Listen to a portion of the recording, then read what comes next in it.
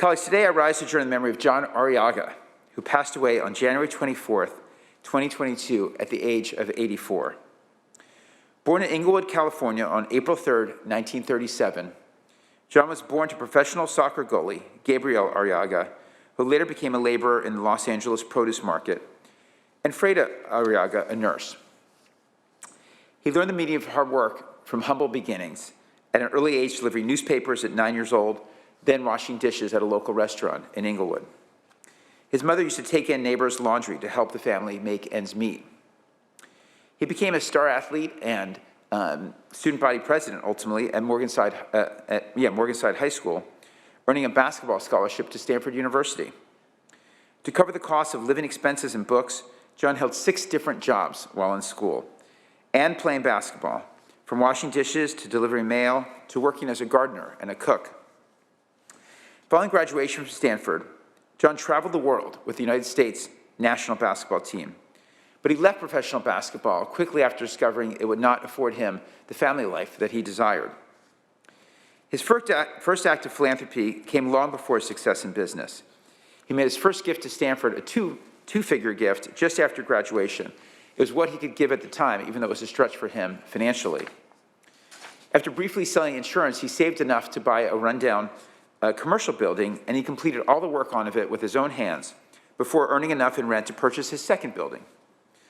This launched an illustrious career as John completed all the work, on that building, and then led to other investments in real estate that established an unmatched legacy in development that spanned the next 5 decades.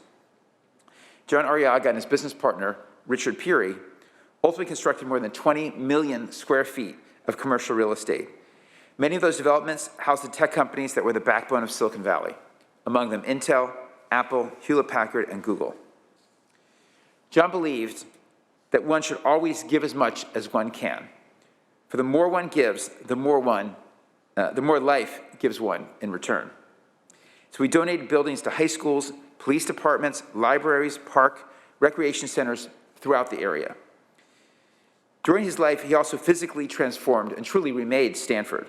He donated money for more than 200 projects and buildings at the university, including remaking the basketball arena, where I watched many games, and the football stadium, which he managed on an incredible timetable to get it done for the next season, as well as the gym, where I spent many hours as a student. He also donated 38 fully endowed athletic scholarships and 19 fully endowed academic scholarships at Stanford. He built and donated dozens of buildings for police departments throughout Silicon Valley, libraries, community recreation centers, veterans facilities, the Ronald McDonald House, a few that bear his name, and dozens more that he gave anonymously. He built Menlo Park's gymnasium, where I coached basketball, and he also built and donated campuses for the high schools of his children. It's important to understand this. John was one of America's most generous philanthropists. He believed that successful philanthropy means combining financial resources with brain power, skills, and networks to amplify the number of lives he can touch and transform. Over the past 4 decades, he dedicated at least half of his time to philanthropic efforts. And he still was working 7 days a week at the age of 84, negotiating leases until the day prior to his passing. He gave, and he gave, and he gave.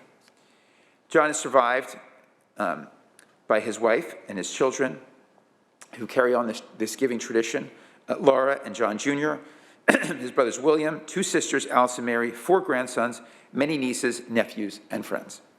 Please join me in adjourning in the memory of a Silicon Valley icon, John Arrillaga.